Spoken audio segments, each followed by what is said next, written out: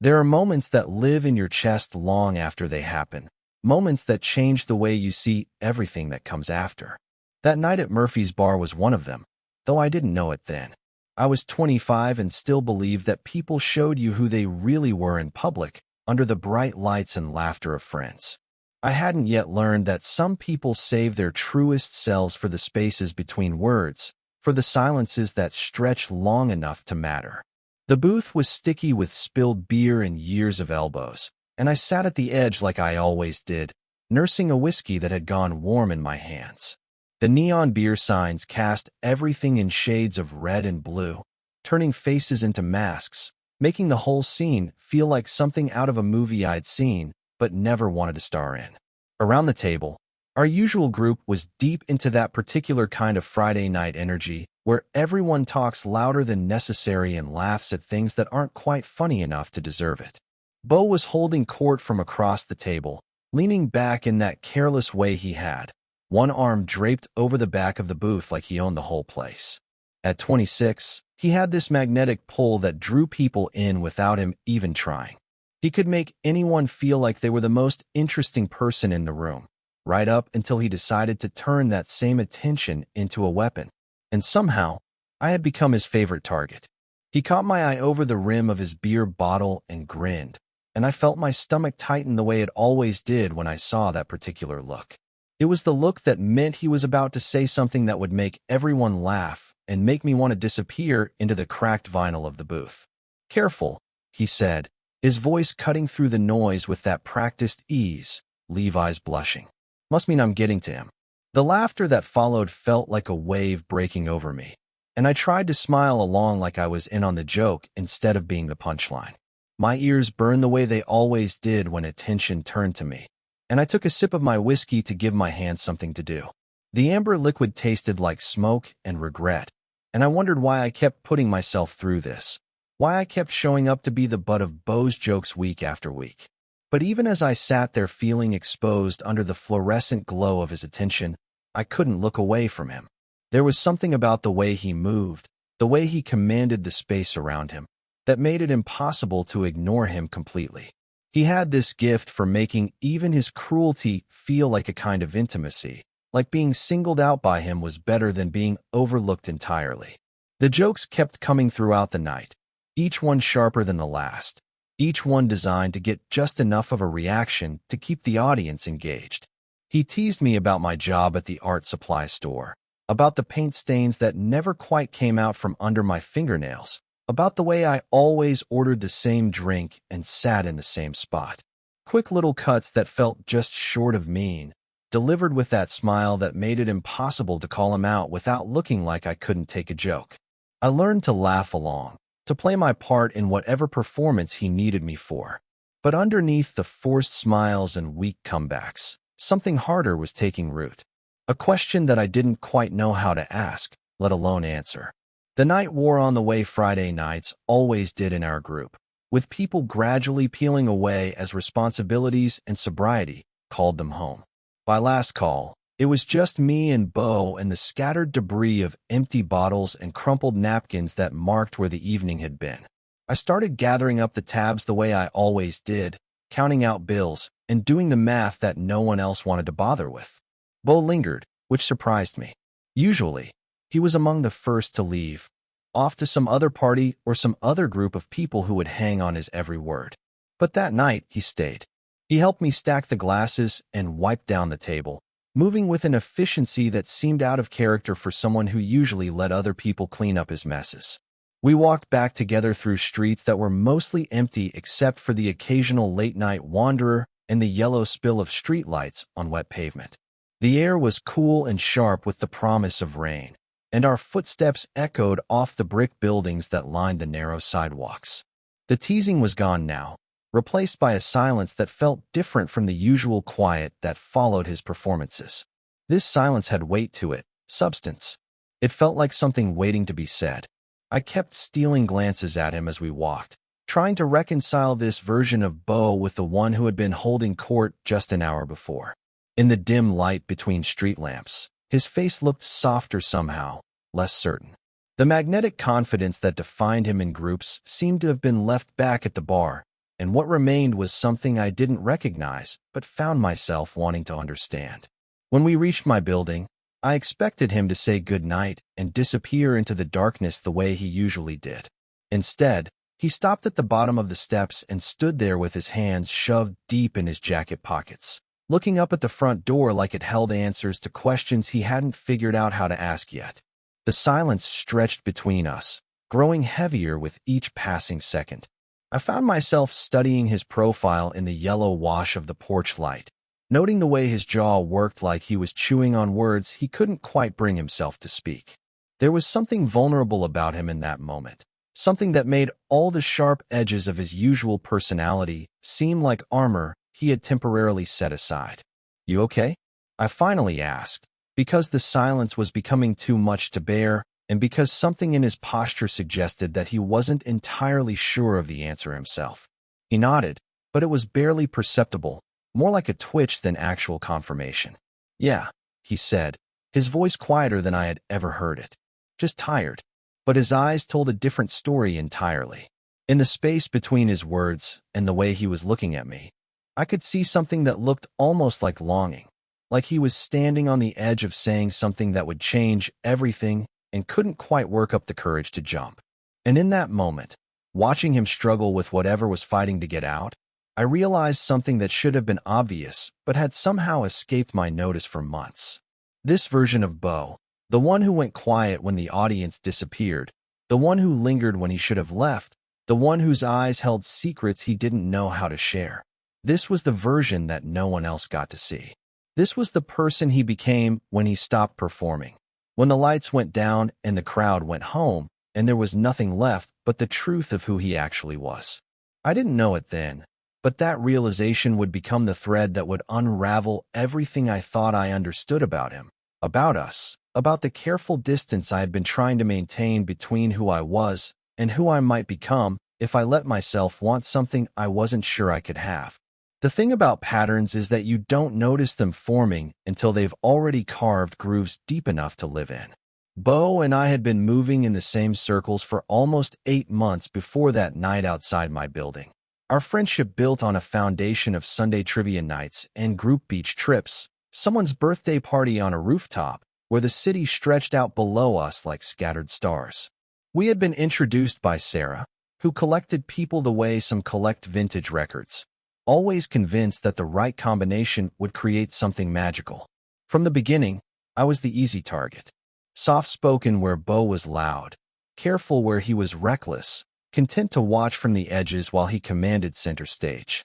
I had always been the planner in our group, the one who remembered birthdays and made reservations, who showed up early to help set up and stayed late to help clean. My friends relied on me to be the steady one, the peacekeeper who smoothed over conflicts and kept conversations flowing when they threatened to stall. My days were split between the art supply store downtown, where I spent hours organizing brushes and mixing pigments for customers who spoke about their projects with the kind of passion I reserved for my own canvases, and the small studio apartment where I painted in whatever light I could find. I had learned to see the world like it might disappear if I wasn't paying close enough attention, cataloging moments and expressions, and the way shadows fell across ordinary objects, storing them all away for later when I would try to translate them into something permanent. Bo was my opposite in every way that mattered.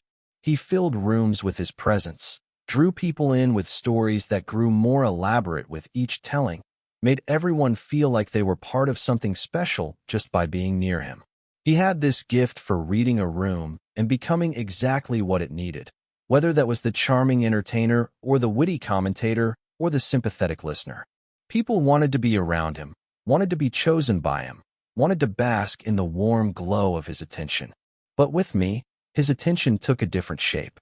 From our first meeting, he seemed to see something in me that made him want to poke and prod, to test my boundaries and see how far he could push before I pushed back. The teasing started small, gentle observations about my paint-stained fingers or my tendency to disappear into my own thoughts mid-conversation. But as the weeks passed, it grew sharper, more pointed, like he was using me to demonstrate his cleverness to whoever happened to be watching. Everyone assumed it was harmless, this dynamic we had fallen into. Our friends laughed when Bo made jokes at my expense, treating it like an elaborate performance that we had both agreed to participate in.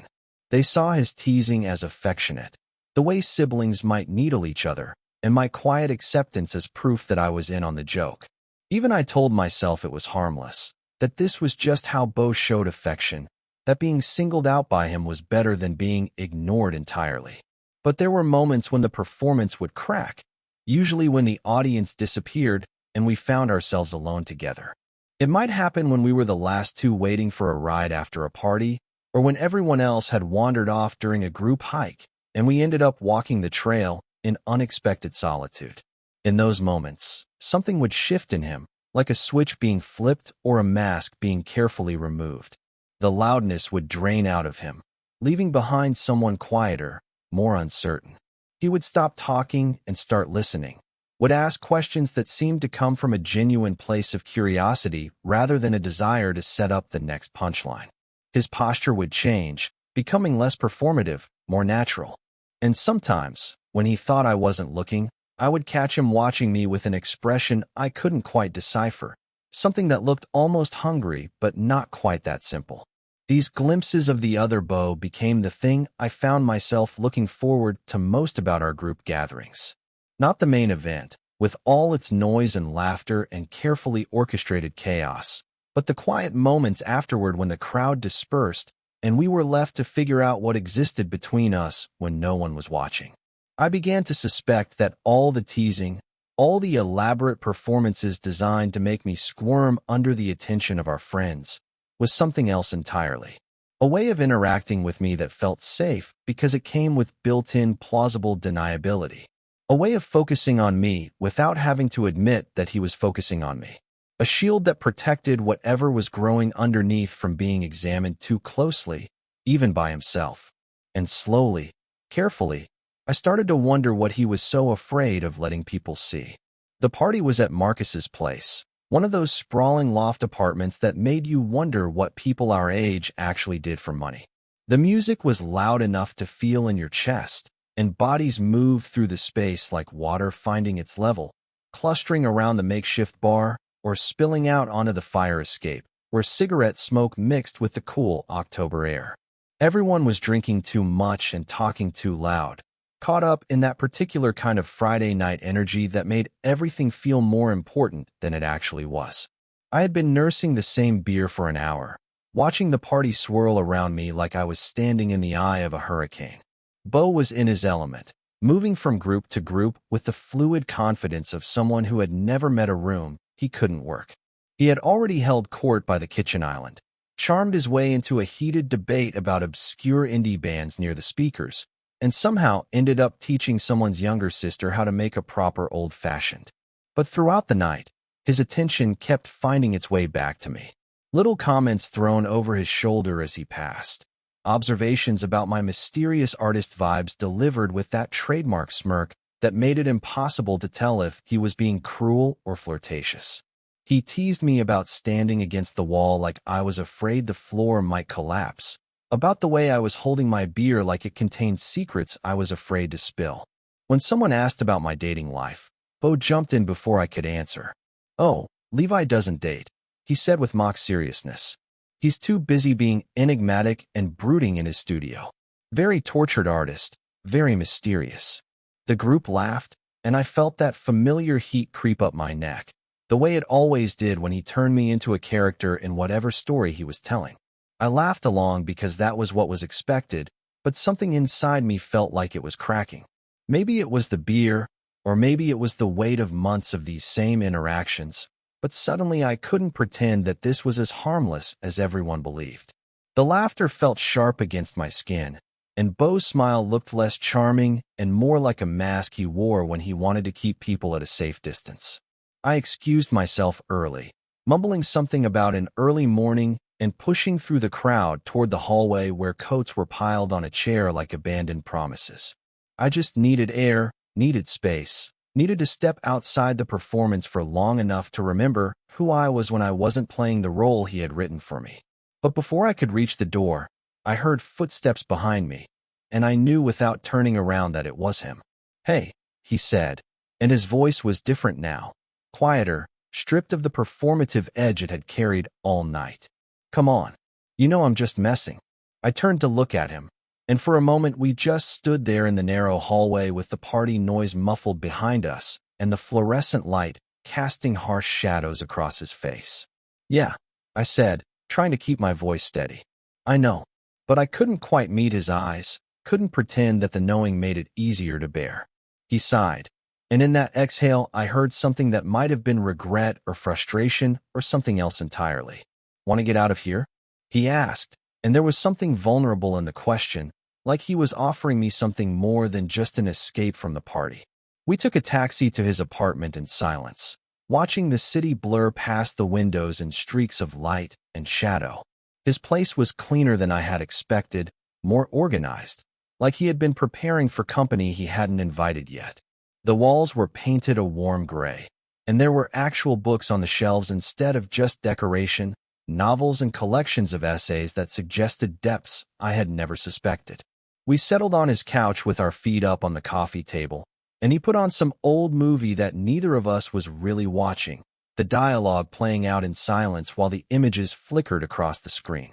He poured 2 whiskeys from a bottle that looked expensive, handed me one without asking if I wanted it, and we sat there in the kind of comfortable quiet that felt completely different from the charged silences of our previous encounters.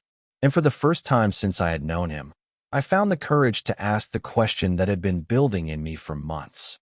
Why do you always go quiet when it's just us? He didn't answer right away, just stared down at the amber liquid in his glass like it might contain the words he was looking for. When he finally spoke, his voice was so soft I almost missed it. I don't know, he said. You make it harder to pretend. My breath caught in my throat, and I felt something shift between us, some fundamental change in the air that made everything feel suddenly fragile and important. What are you pretending? I asked, though I wasn't sure I was ready for the answer. He looked at me then, really looked at me, and I saw something in his eyes that I had never seen before. Something raw and uncertain and achingly honest. But instead of answering, he just stared for a long moment and then looked away, his jaw working like he was chewing on words he couldn't quite bring himself to say. But he didn't ask me to leave, and somehow, that felt like an answer all its own. Change, when it comes to people you think you know, happens in degrees so small you almost miss it. Like watching a season turn, you don't notice it day by day until suddenly the trees are different colors and the air tastes like something new. That's how it was with Bo after that night at his apartment. After that moment when he admitted to pretending without telling me what the pretense was hiding. The teasing didn't stop entirely, but it shifted in ways that were subtle enough that I wondered sometimes if I was imagining them. The sharp edges were filed down, the public performances less cutting, less designed to make me squirm for the entertainment of others. He still made jokes, still found ways to single me out in group settings. But now there was something almost protective in the way he did it, like he was claiming space for us to interact without letting anyone else get too close to whatever was growing between us. The first time someone else noticed, it was Sarah who brought it up. We were at our usual Sunday trivia spot, and Bo had just made some mild comment about my tendency to know obscure art history facts when the sports questions stumped everyone else. It was gentle teasing, affectionate even, nothing like the pointed observations he used to make about my paint-stained clothes or my tendency to disappear into my own thoughts. What? Sarah said with a grin. You going soft on Levi? The table went quiet for just a moment, the kind of pause that happens when someone accidentally steps on a nerve you didn't know was exposed. Bo rolled his eyes in that dismissive way he had when he wanted to end a line of conversation before it could begin, but he didn't answer. Didn't deflect with a joke or turn the attention back on Sarah the way he usually would when someone tried to tease him. He just took a sip of his beer and looked at the trivia sheet like it contained the most fascinating questions he had ever seen. I started noticing other things too, small shifts in his behavior that might have been meaningless to anyone else, but felt significant in the context of what I knew about him. How he would linger just a moment too long when brushing past me to get to the bar, his hand grazing my shoulder, or his hip bumping against mine with what felt like intention rather than accident. How he had started waiting for me to finish talking before jumping into conversations. giving my words space to land instead of immediately building on them or redirecting them towards something funnier. And the way he looked at me when he thought I wasn't paying attention, these long glances that felt like he was trying to solve some complex equation and I was the variable he couldn't quite figure out. I would catch him sometimes out of the corner of my eye, his gaze soft and unguarded in a way that made my chest tight with something I was afraid to name. We started spending time together outside the group, which was new territory for us. Coffee runs before work where we would sit by the window of the little place near my apartment and watch the city wake up around us. Early morning walks through the park when the light was still gray and uncertain, our conversation meandering like the paths we took between the trees. He helped me set up for a small art show at a gallery downtown, carrying canvases and adjusting lighting with a careful attention that surprised me. One afternoon, he showed up at my apartment unannounced with takeout from the Thai place we had discovered together, 2 white containers that filled my small kitchen with the smell of basil and lime. We ate curled at opposite ends of my couch, our legs tangled together in the middle like we had been doing this for years instead of weeks.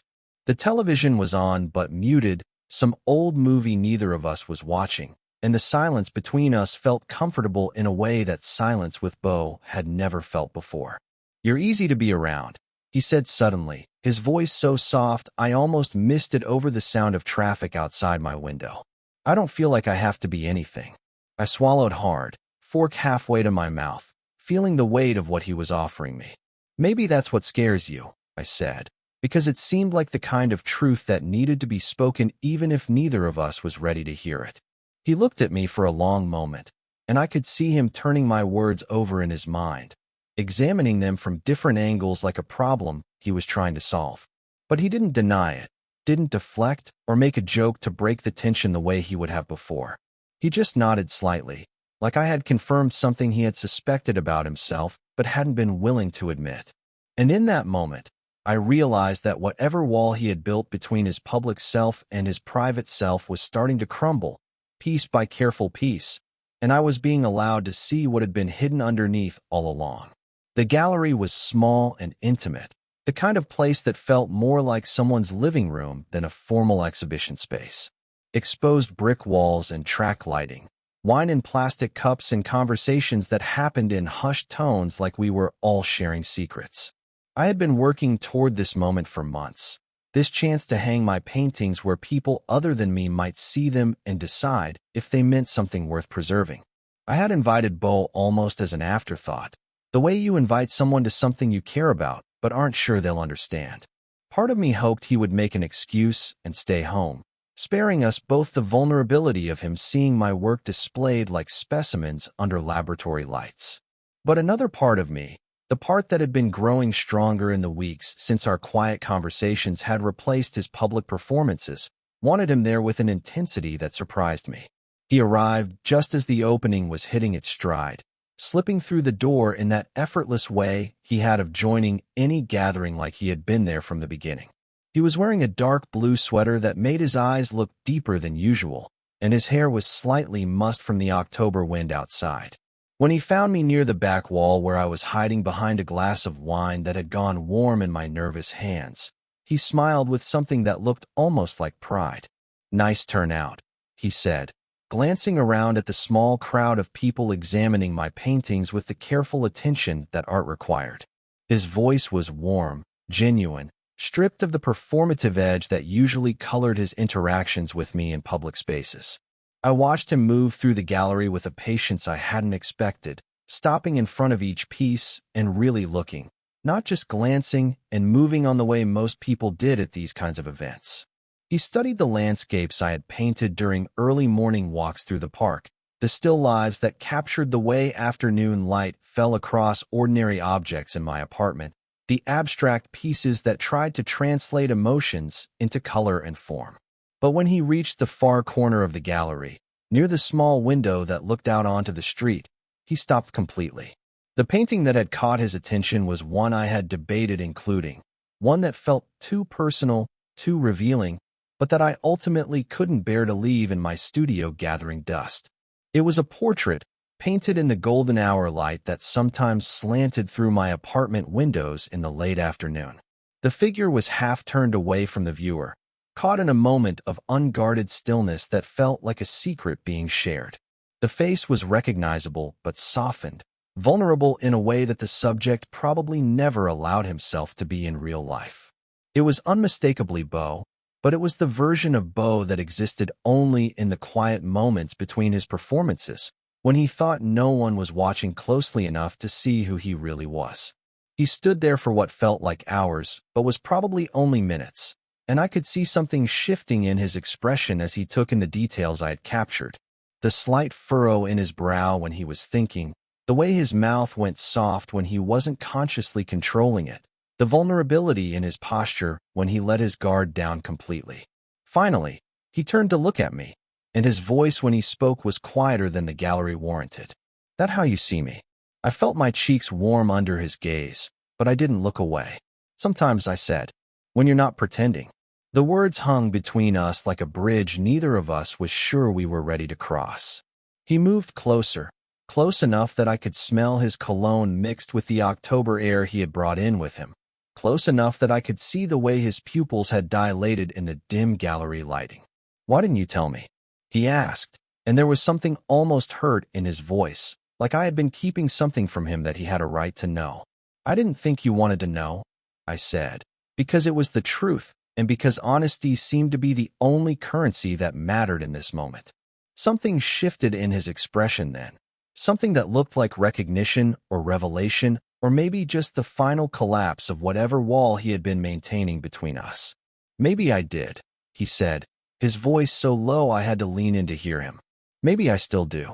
And then he was kissing me, not with the reckless abandon of someone caught up in the moment, not with the playful testing of boundaries that might have characterized the old Bo, but with the careful intensity of someone who was afraid this might be his only chance to say something he had been trying to find words for.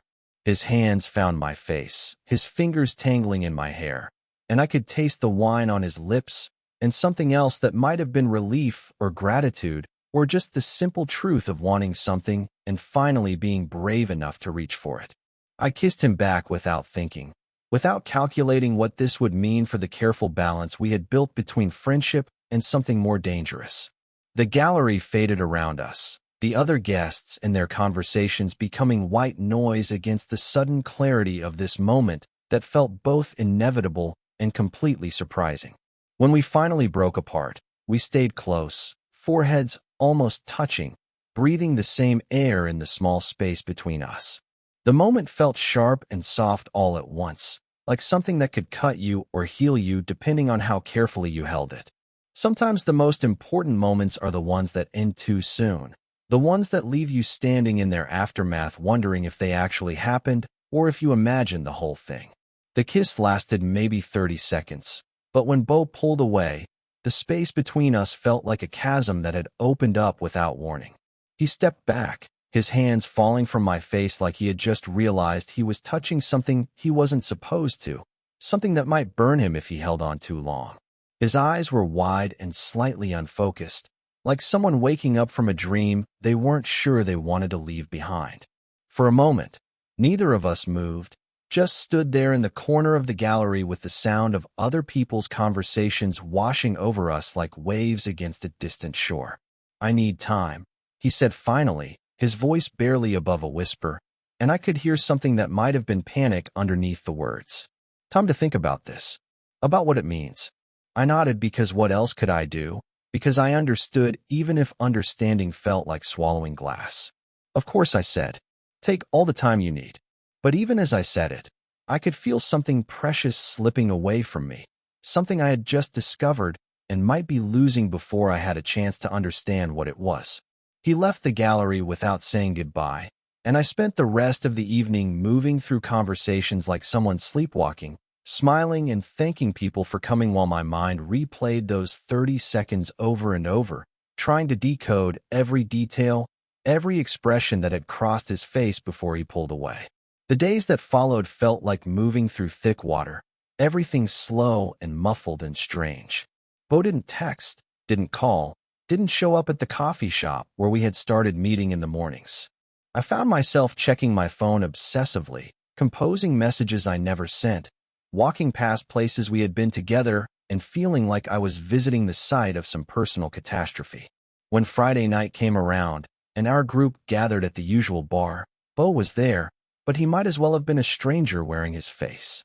The loud, performative version of himself was back with a vengeance, cranked up to 11 like he was overcompensating for something. The teasing returned, but now it felt forced, desperate, like he was trying to convince himself as much as everyone else that nothing had changed. He made jokes about my mysterious absence from our morning coffee routine, about how I was probably too cool for the group now that I was a real artist with a real gallery show. The words had sharp edges that cut deeper than they used to, and I could see him watching my reaction out of the corner of his eye, like he was testing whether the old dynamic still worked, whether we could go back to being what we were before. I tried to play along at first, tried to smile and laugh in all the right places, but it felt like wearing clothes that no longer fit. The performance that had once felt harmless now felt like betrayal, like he was using our history as a weapon against the possibility of our future. By the time the evening was half over, I couldn't stand it anymore. I made excuses about early mornings and slipped out into the night air, leaving him mid-sentence in some elaborate story designed to make everyone laugh at my expense.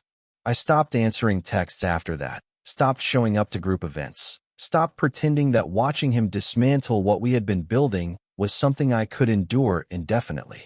If he wanted to go back to the way things were, he could do it without me as his unwilling audience. A week passed in careful isolation, just me and my paintings and the silence of my apartment. I threw myself into new work, trying to translate the confusion and longing and disappointment into something that made sense on canvas. But late at night, when the city had gone quiet and I was alone with my thoughts, I found myself wondering if I had imagined the whole thing, if the tenderness I thought I had seen in his eyes had been wishful thinking dressed up as memory. Then, on a Tuesday night when rain was drumming against my windows and I was cleaning brushes at my kitchen sink, someone knocked on my door. Not the polite tap of a neighbor or the confident rhythm of a friend, but something urgent and uncertain, like whoever was out there wasn't sure they should be. When I opened the door, Bo was standing in the hallway looking like he hadn't slept in days. His hair was damp from the rain, his clothes rumpled, his eyes red-rimmed and desperate. He looked wrecked in a way that made my chest tight with worry despite everything that had happened between us. I thought if I acted like nothing changed, it wouldn't, he said without preamble, the words tumbling out like he had been rehearsing them, but couldn't quite get them right. But it did. It all changed. Because I meant it. I stood there looking at him. This person who had been driving me crazy for months with his inability to be honest about what he wanted, and felt something in my chest crack open. Then stop pretending, I said, because it was the only thing I could think of that mattered, the only truth that could cut through all the noise he had been making to avoid this moment. He stepped closer, close enough that I could see the exhaustion in his face, the way his hands were shaking slightly at his sides. I don't know how to be this, he said, but I want to try, if you'll let me. I looked at him for a long moment. This beautiful, complicated person who had been hiding behind performance for so long that he had forgotten what it felt like to be real. But only if you stop hiding behind the noise, I said. Then I'll get quieter, he said, and his voice was already softer than I had ever heard it. Just for you. Starting over when you already know someone is different from beginning fresh with a stranger. There's no clean slate, no blank canvas to work with. Instead, you have to paint over what was there before, layer by layer, until something new emerges from underneath the old patterns you had both grown comfortable with. That's what Bo and I did in the weeks that followed that rainy Tuesday night, when he showed up at my door looking like he had finally run out of places to hide. We took it slowly, carefully, like people learning to walk on ground that had shifted beneath their feet. The loud, performative version of Bo didn't disappear entirely, but he learned to modulate it, to turn down the volume when it was just the two of us. He still cracked jokes when we were with the group, still drew people in with his stories and observations, but the sharp edges that used to be aimed at me were filed down to something gentler, something that felt more like affection than armor. The real change happened in the spaces between the public moments, in the quiet conversations that stretched long into the night, and the morning walks that had become a ritual for us both. He stopped going silent when we were alone, stopped retreating into himself like he was afraid I might see something he didn't want to share. Instead, he started talking, really talking, about things that mattered. About the job he hated but stayed at because it felt safe. About the family expectations that had shaped him into someone he wasn't sure he wanted to be. About the way he had learned to perform confidence so convincingly that sometimes he forgot it wasn't real. I learned that underneath all the noise, he was quieter than I had ever suspected, more thoughtful, more careful with words when he wasn't using them as weapons or shields. He had opinions about books and movies that went deeper than surface-level clever observations. He noticed things about people that he had never shared in group settings, small kindnesses and hidden vulnerabilities that he collected like secrets. And he had been watching me, really watching me, for months before he worked up the courage to admit what that attention meant. The first time we appeared in public as something more than friends, it was almost by accident. Sunday brunch at our usual spot, the whole group gathered around a table that was too small for the number of people trying to crowd around it. Bo was sitting across from me, making some elaborate story about a customer at his office who had insisted on paying for consulting services in homemade jam, when his hand found mine under the table. It wasn't dramatic or calculated, just a quiet gesture that felt as natural as breathing. His fingers threaded through mine, warm and slightly calloused from the rock climbing he had taken up the previous summer, and he didn't let go. Even when Marcus made some comment about the jam story, even when Sarah launched into her own tale of workplace absurdity, Bo kept his hand in mine like he was anchoring himself to something real. Eventually, someone noticed. It was inevitable in a group of people who had known each other long enough to catalog each other's habits and detect when something had shifted. Ryan, who had always been the most observant of our friends, glanced down at our linked hands and raised an eyebrow with a grin that suggested he had been waiting for this moment longer than either of us realized. Well, he said with the kind of knowing tone that usually made Bo scramble to deflect or redirect attention away from himself. Look what we have here. I felt Bo's hand tighten slightly in mine, and I braced myself for the familiar performance, the joke or dismissal that would turn this moment into something lighter and less significant than it actually was. But instead, Bo just smiled, a quiet, genuine expression that I had learned to recognize as his real face, the one he wore when he wasn't trying to be anyone other than himself. He didn't say a word, didn't offer explanations or deflections, just sat there holding my hand and looking perfectly content to let the moment speak for itself. Later, as we walked home through streets that were quiet in the particular way Sunday afternoons were quiet, he moved closer to me until our shoulders were bumping with each step. "It's easier now," he said, his voice soft enough that I had to lean in to hear him properly. "With you." I smiled, feeling something warm and settled in my chest, something that felt like coming home after a long journey. "Because you finally stopped pretending?" He nodded, squeezing my hand gently. "No more pretending," he said, and his voice carried the weight of a promise he was making not just to me, but to himself. We kept walking, slower than necessary, hands still intertwined, and for once in all the months I had known him, nothing needed to be said. The silence between us was comfortable now, full instead of empty, rich with all the things we had finally learned how to share. And in that quiet space, something new had taken root, something that didn't need performance or explanation, something that could grow in the spaces between words where the truest parts of ourselves had been waiting all along.